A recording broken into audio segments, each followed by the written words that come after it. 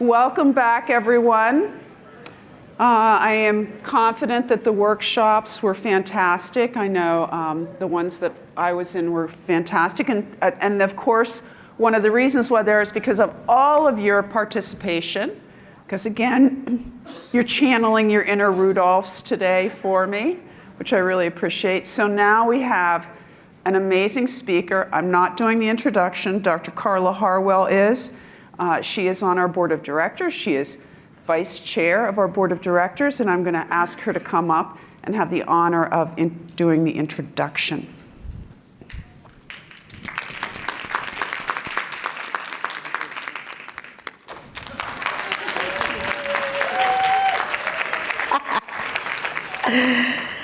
Good afternoon, everyone. I'm Dr. Carla Harwell, Medical Director of University Hospital's Otis Moss Jr. Health Center in Cleveland, Ohio, and Associate Professor of Medicine, Case Western Reserve University School of Medicine. Now, those are my daytime jobs. In my spare time, I'm your Movement of Life Vice Chair, AKA Sasha Fierce. I am passionate about healthcare disparities, education, and addressing medical issues affecting minoritized populations, which is why I'm so pleased to introduce our esteemed closing plenary speaker, Dr. David Ansell. David Ansell is the Michael E. Kelly Presidential Professor of Internal Medicine and Senior Vice President, Associate Provost for Community Health Equity at Rush University Medical Center in Chicago. He is the author of County, Life, Death, and Politics at Chicago's Public Hospital, and also The Death Gap, How Inequality Kills. In a foreword for the book updated in 2020, Chicago Mayor Lori Lightfoot wrote, and I quote, "3 years before the COVID-19 crisis, Dr. David Ansell published The Death Gap, brilliantly synthesizing what he experienced in decades of practicing medicine into utterly different medical worlds that were mere blocks apart." I also had the pleasure to just finish recording a podcast with Dr. Ansell for our Movement is Life Health Disparities podcast series, so stay tuned. And as a teaser, he shared that he has another book coming out. Woo-hoo.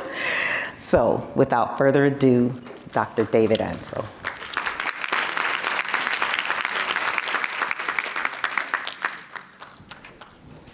Thank you. That was just an amazing introduction. And my father would have loved it, and my mother would have believed it. Anyway, I'm really pleased to be here today to talk to you. I think I was here a few years ago before the pandemic and talked about similar subjects. And today, I'm going to talk about how do we think about closing America's death gap. And this was originally entitled, thinking about what leaders can do. But I wanted to think about how healthcare can heal. So something that we could all do together. So yes, very pleased to be here. This is the fun part when you push, Do you have trouble sleeping at night? Because if you do, if you take 2 of these and put them under your pillow, you will have a great night's sleep. Now, I spent 30 years in Chicago's safety net. I was 17 years at Cook County Hospital in Chicago, where I trained, and ultimately chief of general internal medicine. And then I got recruited to be chair of medicine at Illinois' largest safety net health system, Sinai Health System. And then I got recruited to Rush to be the chief medical officer. And that experience I called, in the death gap, one street, two worlds. And it really struck me as a physician, a teacher, an administrator. When I got to Rush, it was almost as if we landed on another planet, my patients and me. And I say my patients and I got to do what's unusual, a litmus test of the American healthcare system, because we were the same doctors and the same patients, and yet things that were never available to me or them at County and Sinai were suddenly within reach, and we hadn't changed. And it really was very clear to me that people inside my organization, many people didn't really understand this, and so I started writing books. I'm going to talk today in 3 parts, and I like to do a talk in 3 parts because if you don't like the first part, maybe you'll like the second part. By the way, what's wrong with all you people that at 5 o'clock you're sitting in a big lecture hall? Because in Chicago, this is when we start to drink. So I'm going to start by talking about this old house, the house we've inherited of healthcare. I'm going to talk about rethinking disease causation. This goes under the title, maybe most of the things I learned in medical school were incorrect or incomplete. And the third is how healthcare can heal. Now there's a picture here you can see, and this is the Nazis, the neo-Nazis, demonstrating in front of Brigham and Women's Hospital, with a sign that says, B&W Hospital kills whites. More on this in a little bit. Because this is just to say, unlike quality and safety, the issues of equity have political opposition. And we'll talk about this more. But I want to just clear your minds a little bit of an exercise. This is where you get to close your eyes and take in a story I'm going to tell you. And this is just so you can absorb the things I'm going to tell you in my talk. So I just want to tell you a little story about this bar I went to last week. I said, did I mention drinking? I don't drink that much, but I'm old and I have to preserve myself. So there's this nice little bar in Chicago I like to go to. And I sit in the corner and I nurse a scotch. And I went to this bar and I sit down in the corner. I get myself a single malt scotch and I'm sipping it there. And who should come into the bar but the chair of the board of Rush, the dean of Rush, and the chief financial officer of Rush, and they come with their assistants. And they're going to do some strategic planning or something there. And I'm sitting there just watching them come in. They don't notice me, and I don't try to get them to know that I'm there. Just then a truck driver comes in. They pull their truck right up to the front of the bar, Clark Street in Chicago, and they get out and they sit at that first seat, right? They sit at that first seat at the bar. The chief financial officer, they're the ones who got the money, went up to the bar and ordered drinks for their parties and got double martinis. And they're taking them to the table. The last martini's on the bar. They tip it back and an olive gets stuck in their throat. Not just one, but 2. They fall to the ground. I'm about to get up, but it's the chief financial officer. I know, that's not true. That's not true. But the truck driver jumps off the seat of the bar, does a Heimlich maneuver. Out comes not 1, but 2 olives. The chief financial officer is so happy to be alive. They say, drinks for the whole bar. And I got a second scotch. The bartender looks out into the audience and says, this is the best ladies' night we've ever had at the bar. Now I tell you that story because then I got to ask you a question.